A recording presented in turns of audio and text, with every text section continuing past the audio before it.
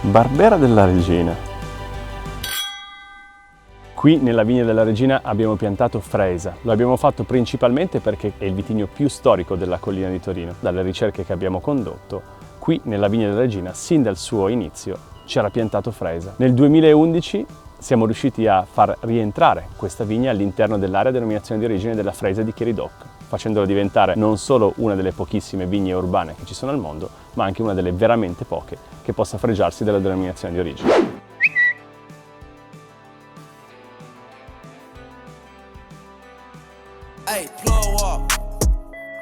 Villa della Regina è poco meno di un ettaro. Da quella vigna derivano un numero limitato e numerato di bottiglie. Nell'annata 2016, che è quella che mi stanno versando, abbiamo prodotto 3.654 bottiglie.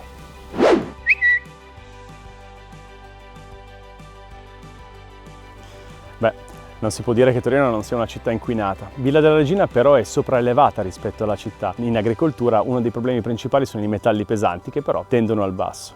In più, qui alle mie spalle c'è la testimonianza di madre natura che l'aria è particolarmente salubre. La fattoria sociale Paideia gestisce queste bellissime arnie e fanno un miele eccezionale.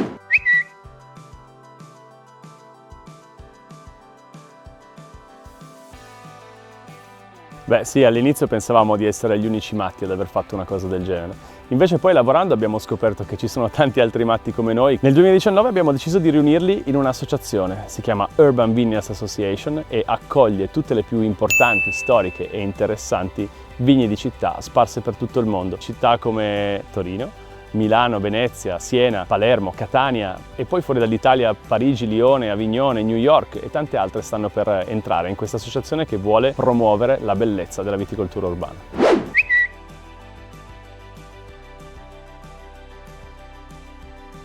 È un esperimento azzardato, però se io dovessi proprio consigliare un abbinamento ci metterei sopra una bella cacio e pepe. I vini rossi da invecchiamento normalmente si consigliano con le carni, però il Vigna della Regina come Freisa tira fuori in invecchiamento questi bei sentori di tabacco, cuoio e di pepe nero, che sulla cacio e pepe ci sta alla grande.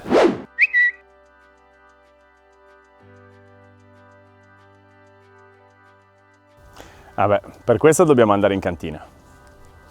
Il Vigna della Regina è un vino particolare, deriva da una vigna di città. Questo significa non solo un maggior lavoro per spostarsi dalla cantina alla vigna, ma anche dei costi di gestione molto importanti. In più è una Freisa di Chieri che si chiama Superiore, fa un lungo invecchiamento, prima in legno, poi in cemento e poi in bottiglia. Per questo motivo il costo di un vino del genere è molto superiore rispetto alle Freise storiche che invece erano Freise giovani e di pronta beva.